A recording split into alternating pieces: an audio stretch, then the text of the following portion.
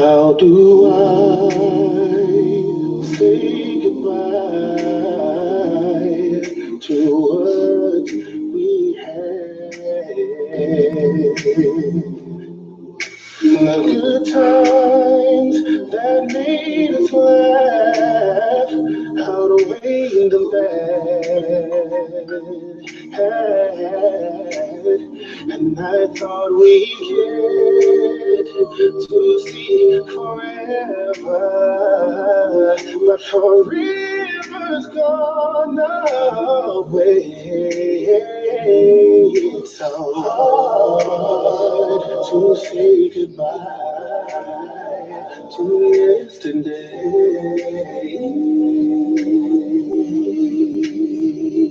And I don't know where this road is going to lead. And all I know is where we'll be. Hello, friends. Mark Holmes here with my buddy CowboyJobu. And as always, thank you guys for watching, commenting, and subscribing to the Jobu Sports Report. And I'm very sad, of course, today that we've lost one of our own, Mark Sanchez. Goodbye, Butt Fumble. We will miss you.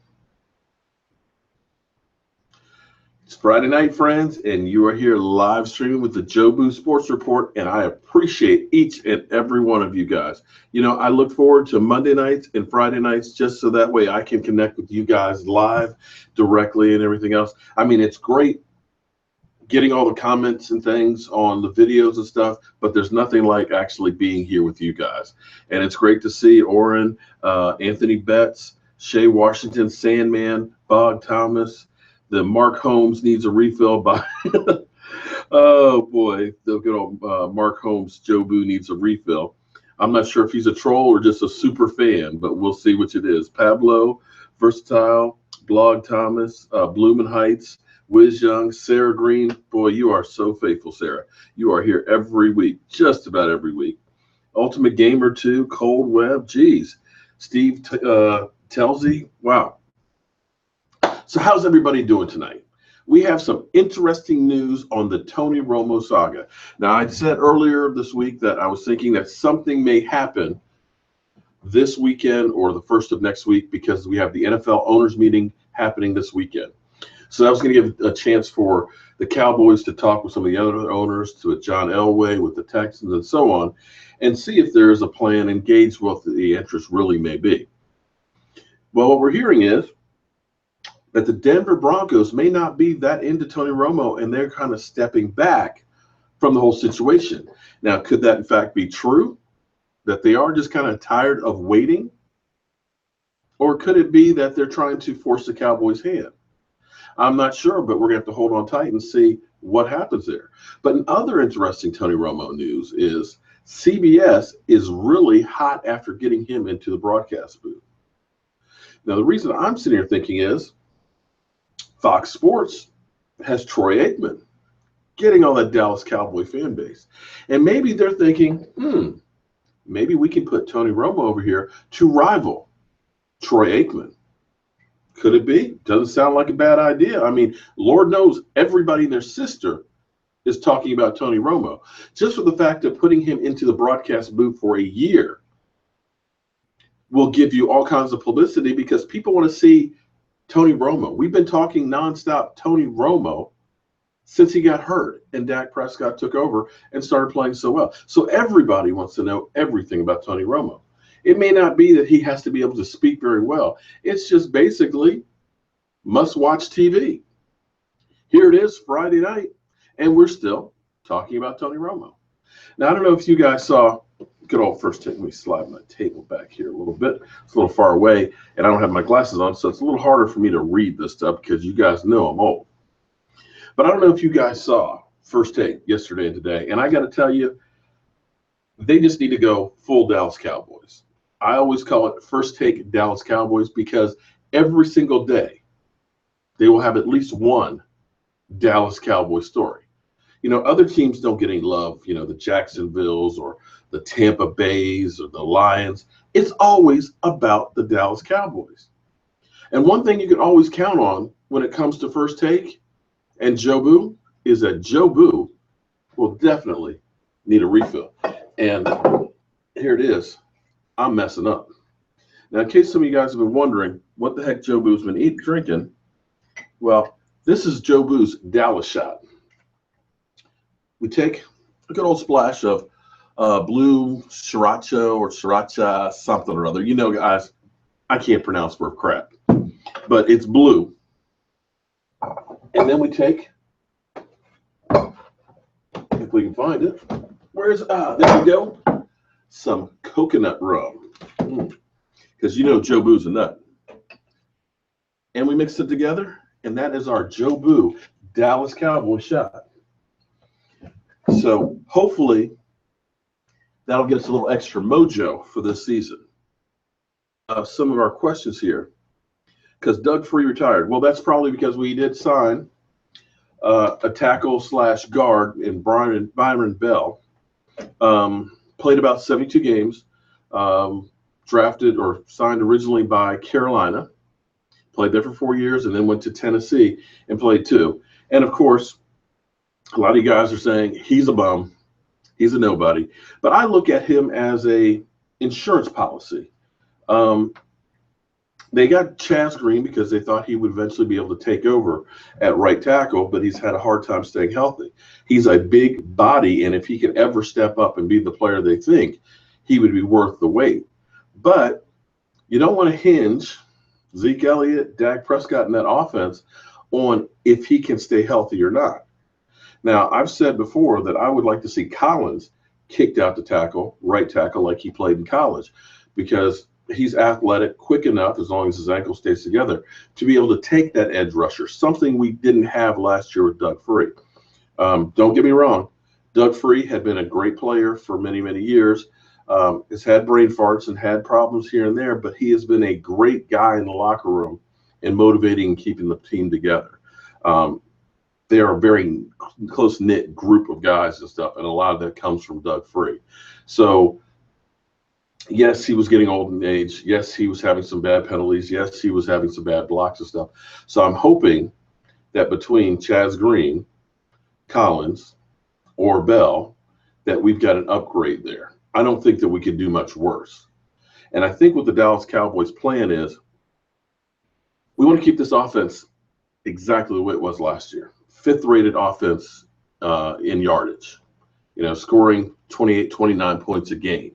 If we can keep that offense together, then you've got a shot in just about every game you play. And we're going to be playing some shootouts. So you need that offense together, and that's what the Cowboys realize, okay, Williams, he knows the system. He can make plays. Dak and him have a good repertoire between each other. They feel comfortable together. We can keep him at an affordable price because we could go out and spend more money and bring somebody else in who maybe doesn't have that same connection with Dak or will take time to get used to the system. Because the way I look at it is, you look at the first half of the season with Dez being hurt, with Dak and Dez not really playing much together through training camp because there's really not that many practices. They really didn't know each other. As the season progressed and towards the stretch and down the stretch, you noticed how Dak was lighting up deeper and deeper to Dez, and Dez was making those plays and making those moves. I look for this offseason, that connection to build even better, even stronger, and really take another step next year. So if that happens, having him going across the middle in the same way that we had Alvin Harper, that could be a hell of a connection. And, of course, with Cole Beasley and Jason Witten, who just never seems to get old, that they're looking at that offense staying exactly the same. Now, as much as a lot of people have been crying that we're losing guys on defense, how can we lose Morris Claiborne? And I can't believe, I meant to say this the other day, that I had the dumbass comment for the day of somebody actually said that Morris Claiborne was our best DB. I started to say put down the crack pipe. Morris Claiborne in his time here had about 10 good games, max. Most of the time, he was injured and missing training camp and just seemed lost out there, or coming back from injury and having a step or two behind. He was no way near our best cornerback. And anybody who thought that really just didn't watch the Dallas Cowboys. You've been listening to the talking heads where they said that we can't believe they didn't sign Morris Claiborne again. I was kind of like, yeah, you mean the guy who's missed 33 games in his career? That's had all of 4 interceptions in his whole career? That guy? You think that he was Deion Sanders the way some people are talking, but he wasn't. And as I said before, our defense couldn't bust a grape against Aaron Rodgers. Aaron Rodgers without his best weapon. A beat-up team. Eddie Lacy wasn't there. Aaron Rodgers didn't even button up his chin strap on some of those plays. So, who do I like better? I like Morris Day better than Morris Claiborne. Yes. Claiborne is definitely made of glass. I've called him the glass man for years. Jobu's underage drinking. No, Jobu's not underage drinking. Have you seen Jobu drinking? Technically, have you seen him drinking? Okay. I'm happy for him that he's going to get another start and that he's actually getting paid someplace else. I wish him well. But I just think that it was time to move on and stop waiting for this guy to come around. You know, every year, oh, he's playing better. Let's move on. You had enough time. We wasted two picks on you, okay? Forget it. It's over with. So you got that. Now, I heard something else that was really interesting that happened. It came out about an hour or so ago. And I kind of like people who believe in something or think something. And Rico Gather said he thinks that he'll be able to replace Jason Witten when it's time. And I like confidence like that. That wasn't arrogance. And don't get me wrong, because like when Dak Prescott had said something similar to that of, you know, aspiring to go to Super Bowls, people were like, oh, how dare he? You know, he's just a rookie. No. It's one thing to be a TO, you know, I love me some me, you know, and everything else, where that's kind of out there. But Rico Gathers realizes that Jason Witten, this is the pinnacle of being a tight end. I aspire to be like Jason Witten, and I hope that one day I can replace him. But I feel that I have the skills to try and work that hard and get there. And I like that. To me, that wasn't arrogance, but we'll see how people spin it. So let's get to some of your questions and stuff. Unfortunately, Law is not going to be able to make it tonight. See, I'm fortunate because I'm old that my kids are grown. You know, my son is soon to be 27. My daughter's 20, soon to be 26. 25, and the other one's 24. So I don't have to worry about changing diapers or getting to bed or anything like that. Law, he's a young man and all that. He's got a young child and stuff, so he's not going to be able to be with us tonight. So bear with us, or bear with me and Jobu, and kick back and relax, and I hope I don't bore you to death tonight. Yeah, well, Sheldon Richardson, I'm not a big fan of. He's had some off-the-field issues, and I'm one who has enjoyed the locker room the way it's come around. Yeah, I'm sorry, Nick, man. You know, shout at Law on his channel tonight. You know, let him know that he was definitely missed, because I definitely miss him because he's got that deep voice and everything in here. And I think with my crazy-ass voice, he kind of mellows me out a little bit and makes it sound a little bit better. Oh, we got somebody from down under, Craig Tiplin from Australia. What time is it in Australia right now, buddy? What is it, early morning? Law Nation Baby Maker. Yeah, make sure you tell him that one, Nick. What's up, John? Nick C. Oh, man, I'm sorry to disappoint you guys, man. Well, here's the thing. If Romo goes to CBS, does that get us out of cap hell? No. Because he could retire, and actually I'm not sure how that'll work if he retires, if we can make it still a June 1st cut where we could spread that out. I've actually part of the belief that Jerry Jones really would rather him retire, because I think Jerry Jones will actually have a hard time, because with Denver supposedly getting out of the Tony Romo sweepstakes here and figuring we're just tired of waiting, and we're not going to hold our team hostage until you do something. That it's pretty much the Texans or bust. I don't think Jerry really wants him to be in the with the Texans, and I think he's hoping that he'll retire. And for all we know, maybe Jerry is twisting some arms and some friends and calling them some favors and trying to up the ante on getting him on CBS or something. Or I just think that Jerry just does not want him to become a Denver Bronco. Excuse me, become a Texan. But we'll have to wait and see on that one. Kristen, I think you are crazy to think that we should sign Darrelle Revis. He is a vet corner, but when he showed up last year about 10, 15 pounds overweight and looked like he was pretty much lackluster in playing and really didn't feel like it, you almost felt like he was there for just getting a paycheck. And I'm not one to go ahead and tie up. Don't believe that you want to tie up spaces and mess up learning for younger guys that are going to be here for 2, 3, 4 years. Darrelle Revis is a short-term fix, if he's even a fix at this point. So personally, I don't think that would be a good signing, because he's going to want a good chunk of change. And when you look at some of the prices some of these veterans are looking for, I'm not looking for paying him $5 or $6 million. Not when Morris Claiborne got $5 million.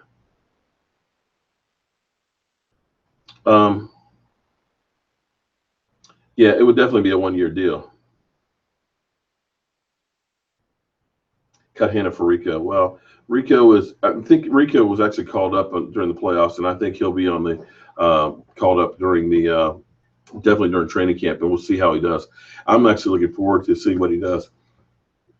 Yep, Nick, we're getting closer and closer to that 8,000 mark. Cyclone Debbie. Oh man. Craig, keep your head down, man. I didn't know you guys had a cyclone headed that way. I don't get too much news from down under from up here, but man, be careful out there. Do I believe Byron Bell can do as good a job as Doug Free? Well, when you think about how many drive-killing penalties that Doug Free had, and how many Olay blocks, and by Olay I mean he kind of Olay and the guy goes past like he's a bullfighter and the bull is just went past him. I would say I don't think he would do any worse. I don't know that the Cowboys are looking for him to be a starter. I think he's more of depth and a swing guy, because he plays tackle and guard as well. So it may be an open competition between him and Chaz Green for that spot. And if that works out, then you keep Collins at guard. That's a good combination. I still think Collins would be better served as a tackle and using one of those guys as guard, but we'll see how it works out in camp. Sherman, yeah. Did you guys happen to catch the videos I had earlier with Michael Irvin? Michael Irvin was going off on First Take and Stephen A. Smith. He left Richard Sherman speechless, which I could not believe. I've never seen Richard Sherman speechless. But he put it out there for them about as perfect as it can get. He said, you know why this show is so popular? Because you're always talking about the biggest fan base, the biggest draw, the Dallas Cowboys. And the funny thing was, Max was just like, you're speaking the truth. They know which side the bread is buttered on. It's the Dallas Cowboys. That's why they're always talking about them. And it was great. What's happening, Matt, Max, Sean, Nick, Ernie? Well, it'll be interesting to see, with Tapper being hurt, all of last year, to see what he has. And that's where I always like to look back and equate things that are going on now with things that we've had in the past. Because almost everything that happens right now, it's happened before. You'll remember 2013. 2013, our defense was miserable, and we still had DeMarcus Ware and Jason Hatcher. And Jason Hatcher had 11 sacks that season, and our defense was 32, 32nd in the NFL. Sucks to high heaven. I even wondered if they could stop a high school team. DeMarcus Ware got cut. Jason Hatcher went to Washington, got paid. Sean Lee busted his knee. First OTA. So when you looked at that team that lost their three best players, who would have thought they got better? I mean, when you say DeMarcus Ware had 6 sacks, Hatcher had 11, Sean Lee was the leader of the team, you were a terrible defense. Now you're bringing in some new guys that are nobodies, guys like George Selvey. Like, who's that? The team got better. So when I look at Jack Crawford, who was a role player, when I look at Morris Claiborne, who only played the first 7 games, Brandon Carr, who was consistent, but never got you anything that was over the top. Church and Wilcox I liked a lot better. You didn't necessarily lose that much, at least in my mind, because you have other players that really weren't there that pretty much are about equal or maybe even a little better. Not with the cornerbacks, of course, but then again, Anthony Brown played pretty damn good as a rookie. Now that he's got a year under his belt, he may be stepping up a little bit more. Orlando Scandrick, who was on First Take yesterday, and I enjoyed very much too because he didn't take the bait from Stephen A. Smith. He admitted that his knee still wasn't quite right. And having 5 knee operations of my own, when you hurt a knee, and people will say you're healthy. Well, you're not really healthy. It's not natural to tear an ACL or completely have your knee reconstructed and to be able to come back exactly the same way, especially when they're using tendons from a cadaver to put into you. It takes time for that to get there, physically as well as mentally. When I tore my ACL in high school, back in the Stone Age of orthopedics, it used to be they would just basically cut your knee wide open, and it was basically 1.5 years, 2 years for anything, just to clean your knee out. When I tore my ACL in 1983, it was the beginning of them using the scope, which was basically a miracle that they could literally just put 3 holes in your knee, and that was it. But they hadn't really perfected to the point where when I tore my ACL, that they could rebuild it without doing the full cut. So the doctor said to me, because I messed it up in the last scrimmage before the season of my senior year, they gave me an opportunity to get the reconstruction and figured that's it, you'll never play football again because your high school year will be over. Or we can clean it up, wait a few years when it gets better, and do a reconstruction then, and you might be able to play a few of the games, towards the end of the season. And being 18 years old, not thinking about tomorrow, I said, clean it up. And they did. And I was playing football 3 weeks later without an ACL. True story. You guys will probably call me a liar, but there's some fans that are out there that are from Madison High School that will verify that story. And to this day, I still do not have an ACL. But the thing is, when you get an injury like that, you're thinking about that injury. And in football, you can't think. Football, you have to react.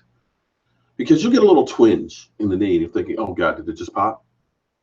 You'll play it, and it just doesn't feel quite right, or you're scared to push down on it. You won't cut the same way. And that's what happens when you first come back from an injury. In football, the difference between winning and losing is just an instant. All these guys are up here. It's just having that slight little edge that makes the difference. That's why you get some guys like Charles Haley who could talk the talk and get into your head just to get you for that little instant thinking something other than reacting. And that's what I believe happened with Orlando Scandrick. That leg was not quite right, and that's why he wasn't there. He was unsure about that to start the season. And once that started, doubt sets in. Then you have some games where you're not quite there. You get burned here and there. Then you start thinking about it. What am I doing wrong? And like I said, football is a game that you cannot think about. It happens too fast.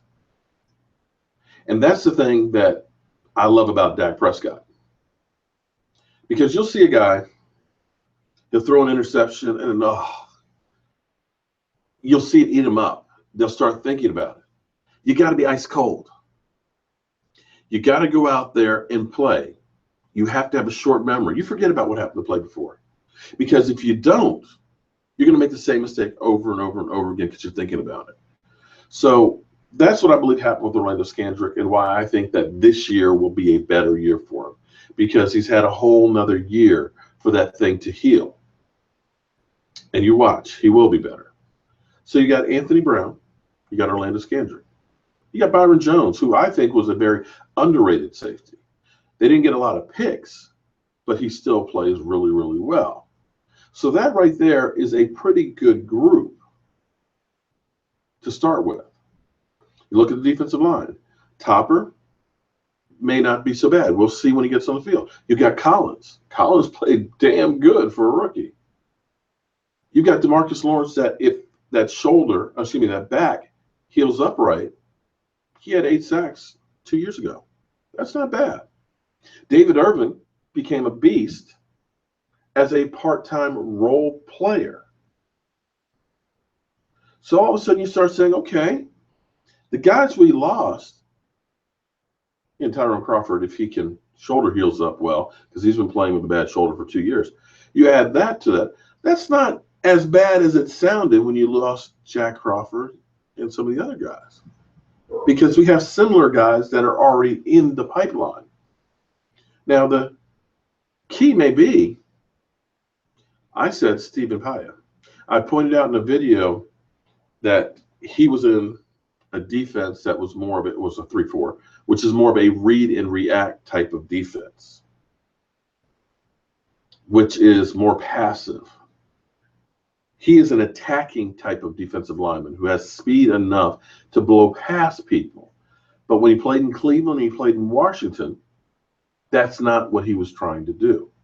And when you change that up, it's not like apples to oranges where you can just say, I can play in a 3-4 and a 4-3.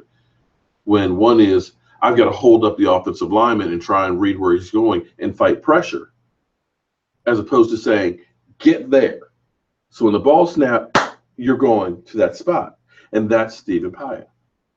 So I think he's going to be a good addition to the team. And of course, if Jalen Smith, if the workouts we've been seeing where he's able to move with that limp foot and the brace on it, if he is 80, 90% of what he was in college, you're talking about a big, big step and improvement on this defense along with Sean Lee. So I'm not going down the doom and gloom that everybody's saying the Dallas Cowboys, because every year we always hear that the sky is falling against the Dallas Cowboys about the players that they lost. Oh, how are the Dallas Cowboys going to make it when they lost to Marcus Ware and Jason Hatcher? They were pathetic before. Well, you know what? They sucked with them. They can suck without them. They can't get any worse. And when you looked at the playoffs against Aaron Rodgers, did any of those guys in there have a great game? Morris Claiborne came back from injury like he always does, hands to his face, 15 yards, gets burned on a couple of plays, and then, oh, he's injured on the sidelines again. What are we going to miss? What are we going to miss? Anything? Brandon Carr get a whole lot of interceptions, pickoffs?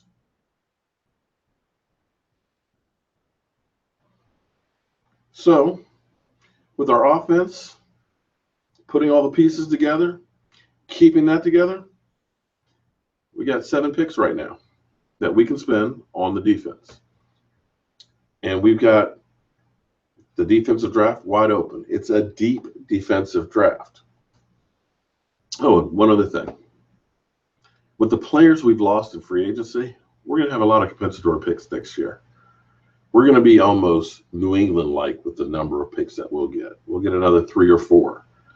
And when you think about one of those compensatory tricks that we had that we used to get Dak Prescott, they can become very, very powerful. So we'll see what happens. So don't fall into the doom and gloom that the Dallas Cowboys defense is going to stink, because they say that every year, but every year they keep getting just a little bit better. Any rule changes that I like or dislike? Oh, okay. Well, it's funny how when the Cowboys get screwed in rules, like how they tweaked the catch no catch call after, of course, we got screwed in the playoffs. So I did a video too about the NFL basically admitted that the call with Bryce Butler going into the huddle, where we would have had a first down on the 15-yard line, just down 7-3. Had we scored a touchdown there, it may have been a totally different game. Totally different if we had been up 10-7, as opposed to going down 21-3. They've decided that from now on, that will only be a warning the first time and only a 5-yard penalty the second time. And like I was saying about that before, it's funny that that call has only been called twice ever, and both times by the same official against the Dallas Cowboys. So yeah, there's that. So we'll see how that one works out. Of course, it's a little late. We lost that game.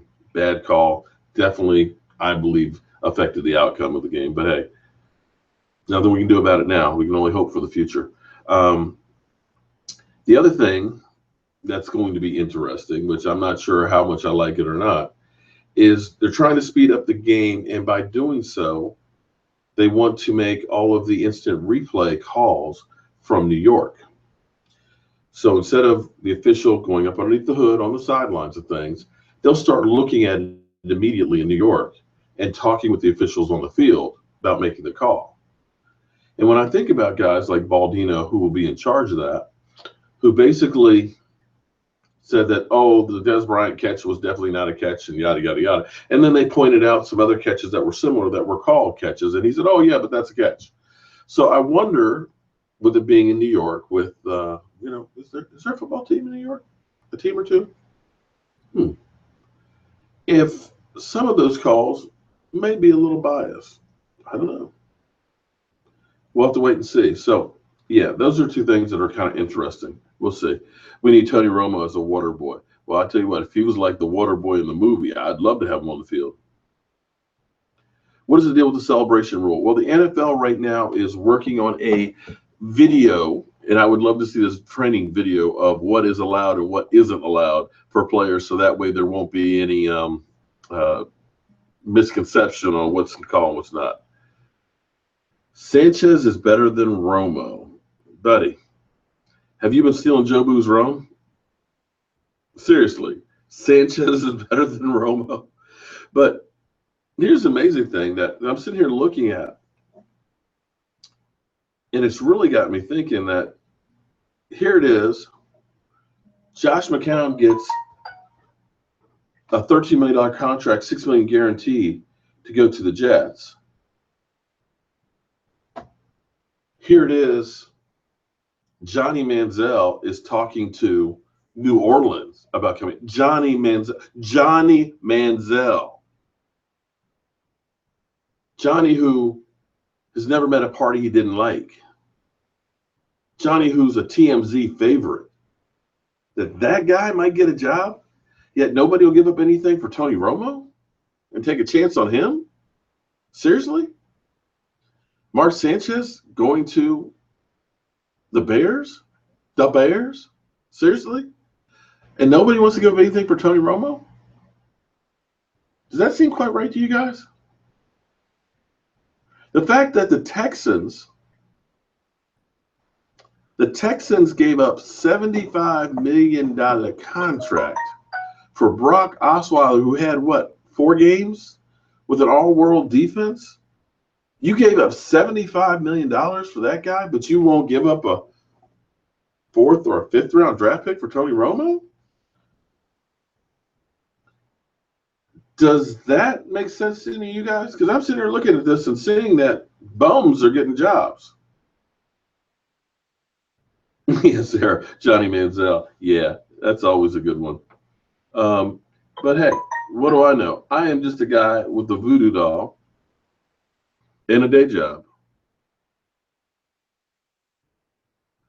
Yeah, it's amazing that AP, but I think AP.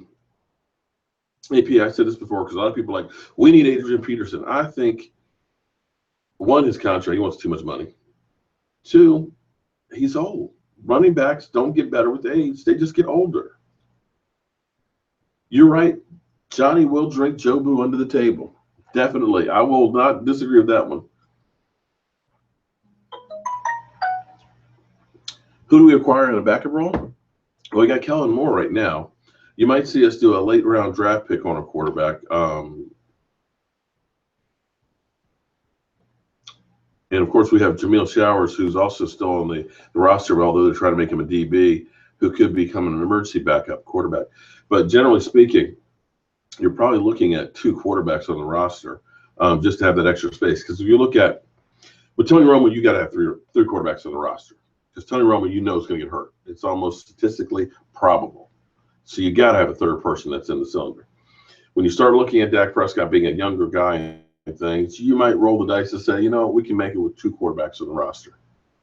Space for somebody else. Maybe there's a young guy that we want to keep and protect for down the road. Maybe it's somebody else we want to keep in the rotation for our defensive line. So sometimes you have to make decisions that it's a gamble. We're going to roll the dice and hope we don't crap out. I have to agree with you on that, Robert, that Johnny definitely looks like he's been on some crack. Well, is Kelvin Moore? I would say definitely better. Is Kelvin Moore better than Whedon, Castle, and Sanchez? I would say at this point, definitely better than Matt Castle and Brandon Whedon. Mark Sanchez had some decent games from time to time. It's just he had a lot of really ugly butt fumbly ones that just kind of take away from it. But, he was a serviceable guy. And maybe in the right situation, he'll do well. Does Dak Prescott work that? Yes, most definitely. Dak, it's no secret I've been in the tank for Dak Prescott. My dream is to actually interview Dak Prescott. And I'm putting that out to the universe, although putting out to the universe that I wanted Calais Campbell didn't work too well. But it's the offseason, but Dak is working on his craft now. He's practicing. He's working with the coaching quarterback guru and things like that, trying to get better because he wants to be the best player he can be. He knows that all eyes are on him because he is in the prime quarterback position. They love you when you win, and they want to kill you when you lose. Ask Tony Romo that. How many years did Tony Romo hear about can't win the big one? Tony, oh no. Tony's a choker. Tony the homo. But then, had 2014 came around, boom, everybody loved him. 2015 came around, and all of a sudden we're 4-12 without him, boom, everybody loved him. So the Cowboy fan base can be really fickle at a moment's notice. Dak knows that, but Dak's got ice water in his veins. And if you look at his history, once he's taken over a job, he never gives it up. And every year he gets better and better. See, he was labeled a running quarterback. And you could say that his sophomore year because he was still learning the craft. But every year, the rushing touchdowns went down, the passing touchdowns went up. The rushing yardage went down, but the passing yardage went up. And you looked at him without having a really supporting cast around him, other than Ross, who I think might be a dark horse for the Dallas Cowboys to draft. Because, again, we're looking at that Dak-friendly offense. They ended up connecting really well back in Mississippi State. He impresses me because he does work so hard. So we'll see how that translates to next year. It's going to be a hell of a schedule next year. But I'm looking for him to take another step up. Oh, my God. True Blue Gonzalez. Is Jobu a man or a woman? Have you seen Jobu with all the different women there, buddy? Maybe I need to start posting some more of those pictures and stuff. Jobu is definitely a guy, okay? Should Jeff Heath start? Well, I would love it if we had somebody better than Jeff Heath starting in front of him but it may end up being that Jeff Heath is a starter. You're right. Maybe Jalen Smith, that might not be a bad idea to wear Jalen Smith's jersey. Although I'm afraid to take off this Dak Prescott one, because this Dak Prescott one has been on him since training camp, since before Kelvin Moore got hurt. And here's one of those interesting things that happens. You guys know when we live stream on Monday nights, I do the Benet Emery show, which is in Dallas and things, and I've been doing that for about 3 years or so. And a lot of times I would say stuff on the show and they would say, "You're crazy. That shit's not going to happen." And I remember saying on Monday night, I said, Dak Prescott is going to move up to second string for the Cowboys. And I said, Dak Prescott will play and win games for the Dallas Cowboys. And they're like, yeah, okay. Day, the very next day, Kelvin Moore broke his ankle. All of a sudden, Dak moves up. And the rest is history. I'm not saying, I don't know if I jinxed Moore or not or whatever, or Jobu did. All I know is it happened and it's on tape. I know that we read the draft last year, touting, having a sign for Dak Prescott, was preaching to high heaven, draft Dak Prescott. And thank God we did. Could you imagine if we hadn't, where we would be right now if Dak Prescott wasn't the guy that he is right now? Tony Romo coming off another injured year, probably would have been brushed back into playing and probably would have had another broken up offseason. Where we would be looking at this draft right now where there's a lack of quarterbacks, knowing that our future is screwed. For all those people who don't like Dak Prescott or think that Dak Prescott's just a dink and dunk quarterback or he's not as good as Tony Romo, if you're really a Dallas Cowboy fan, I don't know how you can think that way, because you looking around at some of these teams right now at the bums they're paying tons of money to. You ought to be thankful that you got Dak Prescott, especially with the contract that he has.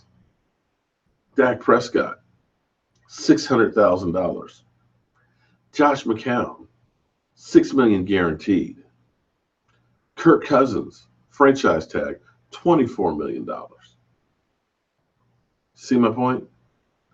We are blessed. And any of you Dak haters out there, you're really not Cowboy fans. You might be Tony Romo fans, but you're definitely not a Cowboy fan, because if you're a Cowboy fan, you want this guy to lead you to a Super Bowl. So I don't understand where we have so many fans that are just down on him and saying he's nothing. Let the other guys say that. Let the Eagles trolls say that. You guys need to really get behind our team and our players if you really are a Cowboy fan. The Mark Holmes Jobu refill is an out-of-rival. Yeah, he's a super fan. When is the schedule coming out? The schedule doesn't come out, I think, until May. Will be the full schedule. Yeah, there's still Dak haters out there. Yeah, and I think definitely that he will figure out the Giants' defense. I mean, think about it. It was the first game he played was his first NFL game. And I got to be honest with you. Can you imagine being a rookie playing for the Dallas Cowboys opening game against the Giants? I would have pissed down my leg. Probably would have done a Donovan McNabb and thrown up. Still played a pretty good game for a first game. Second game, it wasn't exactly like the Giants outplayed us. Not like Eli Manning did anything spectacular. Hell, he should have had 6 interceptions. But our guys who couldn't bust a grape against Green Bay just couldn't hold on to the ball. So he'll be fine with the Giants. Like I said, he will take time this season. He'll get better with Dez Bryant. You're going to see our offense take even another step next year. Yeah, you're right. And yeah, to think Mark Sanchez is going to have 3 times the salary of Dak Prescott for the Bears. That's how blessed we are. Well, how about them Cowboys? I'm glad you're as thankful as I am, because I know when you look at a team like Cleveland, who, oh my God, it seems like every other year they draft a quarterback and have none of them ever work out. We haven't used a high draft pick on a quarterback since Troy Aikman. Think about that. We haven't had to try and trade up and reach for a quarterback like the Rams did to Jared Goff, who at the moment looks like a complete miss, or the Redskins for RG3, who had one good year. Carson Wentz, well, we'll see where that goes, but that's still out there for debate. So the fact that we got a quarterback without having to pay a king's ransom, we are blessed.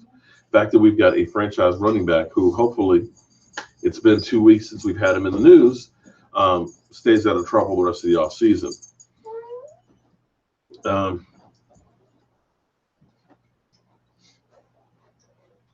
Where are we here? Texas T. Well, I agree with you, Texas T, that I don't think Jerry Jones wants Tony Romo to be a Texan, and it may be part of the reason why he's holding on to him for so long, because now the Broncos are saying that they're getting out of the whole Tony Romo situation, and maybe are just moving on. So it's basically Texans or retirement at this moment. Robert A. Man, yeah, he's not me. He's supposedly a super fan. And that Mark Holmes has not said anything bad.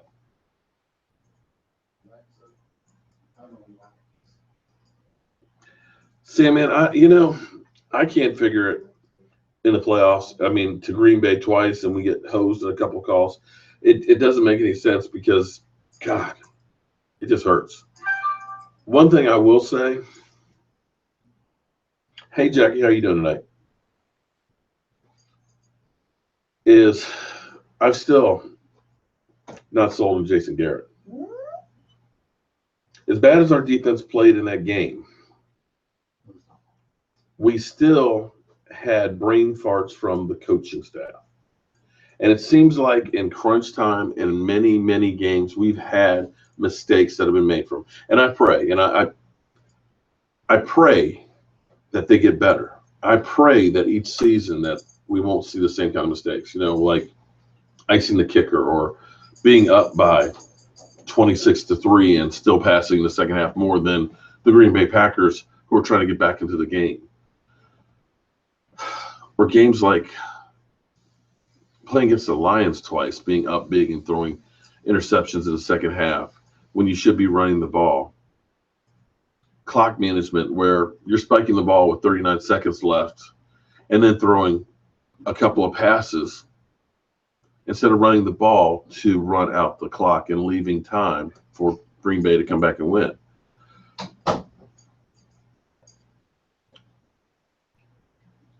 I've seen, God, just too many mistakes right there that you can't put it all on the players. Some of that's the coaches. And maybe, when you get into the playoffs, there's some coaches that just don't have it.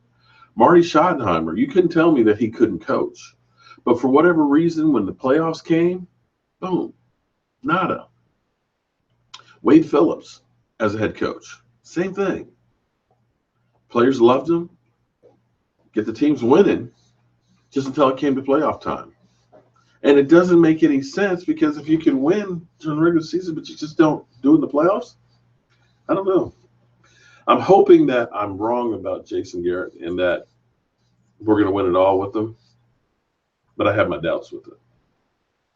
But being a Cowboy fan, and like I'm saying about Dak Prescott, he's what we've got. So I've got to give my support behind him and cheer him on. That's what it means to me about being a real fan of the team. You may not like it, you may not be happy about it, but you're going to be behind that person, and you're going to want that person to succeed. I don't see that with everybody. Well, I don't want to get on to ragging on Jason Garrett, but I honestly wanted Jason Garrett to go when Wade Phillips went, because he was part of the problem in losing, just like the defense was. And I have this saying that you have about a 5-year window where after a while you get tuned out by the players, where other teams learn all your tendencies and you need to change up. Sometimes you have a coach who's a player's coach and all that. The guys get lax and, they lose discipline on it. Then you need to bring in a coach who's a little bit meaner, a little tougher to change the culture. And just with Jason Garrett, I just don't see fire. I don't see any fear of players. When I'm watching bad calls or mistakes by players, it's just, I feel like I'm watching a little league coach coaching kids who's afraid to yell at them, afraid to give them a look to let them know that you screwed up and it's not acceptable.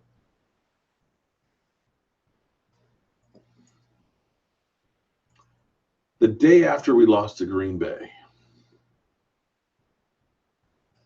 I know when I lose, it eats me up inside. I will think and relive it 1,000 times on what I did wrong and what I have to do next time, because I don't want that feeling. Because like George Allen said, and when I quote George Allen, I know people are going to say, see, I told you he's a Redskin fan. But if you watch the history of football, you'll know that there's a lot of great quotes and everything else besides just from Cowboys ones. But he was so right when he said, when you lose, a little piece inside of you dies. Nothing important now, not a kidney or anything, maybe an appendix. And that's the way I feel when I lose and when the Cowboys lose. I feel like something died. But I looked at Jason Garrett the next day and, he was joking around about Zeke Elliott and, and how proud he was of the team and everything else. It's like, wait a minute. Did you see Denny Green when he lost? Not in the playoffs. A regular season game with the Bears. The Bears are who we thought they were, and we let them off the hook. You want to crown their ass? Then go crown them.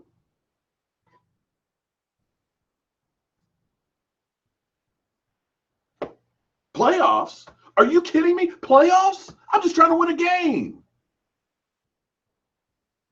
Jason Garrett, I'm so proud of our guys.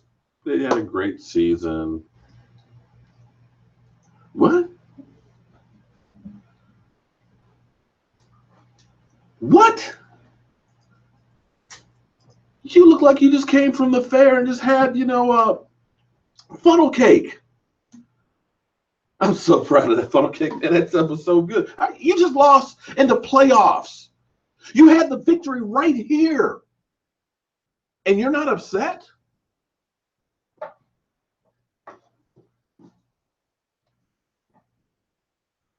Is nobody accountable for when things go wrong and mistakes are made? Bill Parcells would get into a player's face. Bill Parcells could give a look to a guy that would make him want to go off on the other team's side of the field, because they knew they had to be held accountable.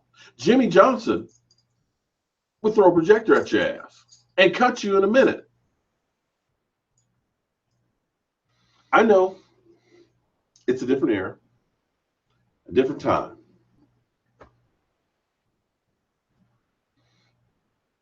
You see Bill Belichick over there when they lose? We'll get them next time? No. You don't. You really don't. And I know when people say, oh, well, we need to give them another chance. Take a look at Atlanta. Atlanta brought a guy in 2 years ago. Weren't they just in the Super Bowl making the same mistakes that Jason Garrett would make when they should have kicked a field goal? They kept passing the ball and got knocked out of field goal range. I felt like I was watching the Dallas Cowboys in the Super Bowl there. Look what the Denver Broncos did. They went to the Super Bowl. They fired their coach. Brought in another guy who came in and won it. But for some reason, people think that the Dallas Cowboys' normal rules of football don't apply. You can't get rid of Tony Romo. He's a veteran. We owe it to him. But Joe Montana got kicked to the curb. Peyton Manning got kicked to the curb, but not Tony Romo because he's a Dallas Cowboy.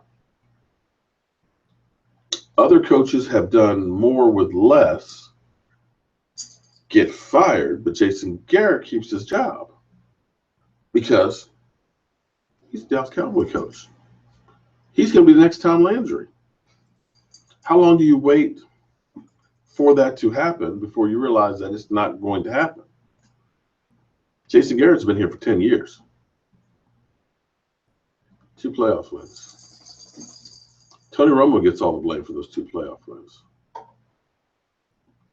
Yeah. So I hadn't intended on going there about Jason Garrett tonight, but somebody sucked me in on that. But again, he's what we got. So we got to get our support behind him and hope for the best. Hope that he gets it and that his sphincter muscle doesn't tighten up during crunch time.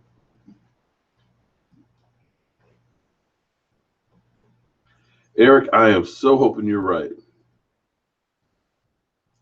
Texas T, you're right that he still has problems with game management. You know, like I said, I want to be positive. Just let it be and leave it alone. How about the Cowboys? You're right. Like I said, I hadn't intended on that. I hadn't even thought about that for a while, but somehow it just brought me in. Yeah, Nick, I went there. I'm back.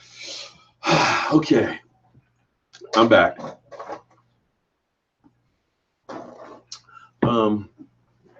And maybe it is. Maybe it is that's the only control that Jerry Jones has right now, because Jerry Jones says a lot of things. And I've always said that Jerry Jones is over here saying crazy off the wall shit when the team is over here actually doing the real deal. You know, when everybody was chasing Jerry Jones thinking that he was going to move up and take Johnny Manziel, you know, those experts out there that are saying that, yeah, this is what Jerry Jones is going to do, and yet they went for an offensive lineman and picked everybody out. That's typically how things have been going, because it's like Jerry Jones is the owner, but they're going to let him go do this. We got a team over here that we're going to build, and that's why the team is where they are right now, because instead of doing the glamour picks and all that, all of the trading up and stuff that we used to do that don't do anymore, all of the crazy trades like Roy Williams and big name signings like the TOs, we don't do that stuff anymore.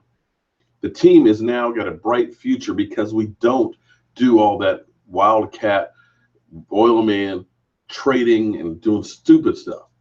We're running a team now the way it's supposed to be run, through the draft, through managing the money you spend on players.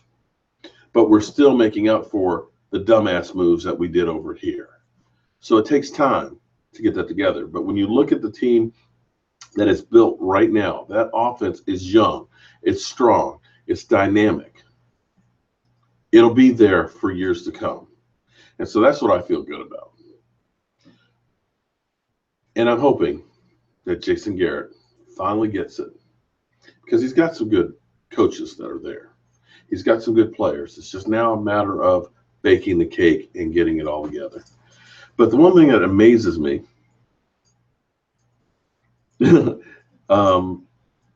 is how fast time flies. It is 10 freaking o'clock, and we've been talking about the Dallas Cowboys, and we are actually done for another night.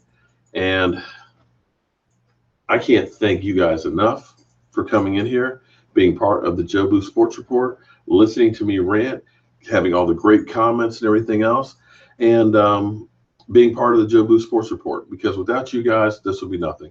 It's growing in leaps and bounds, and it's all thanks to you. And I appreciate everything that you guys to support me.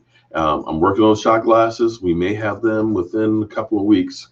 We're working on shirts, getting the new designs for this year. Still not sure what the tagline will be this year.